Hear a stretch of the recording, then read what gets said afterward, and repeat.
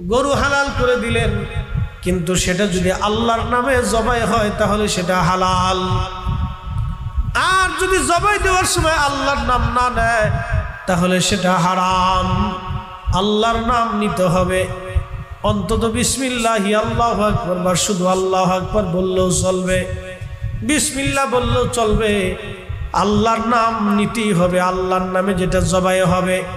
মুরগি বলেন, খাসি বলেন, আর উট দুম্বা ভেড়া যে হালাল পশু আছে, আল্লাহর নামে জবাই দেওয়ার পরে এটা হালাল হবে।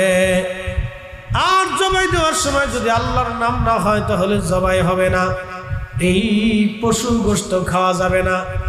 অনেক সময় দেখবেন হোটেলে মোটেলে যারা জবাই দেয়, আল্লাহ খুদার নাম কিছুই নেয় না, একবারে সরাসরি একবারে মারতে থাকে। কি কথা কর না কেন? আবার দেশের মুরগিগুলি যেতে যেতে যেগুলো মরিয়া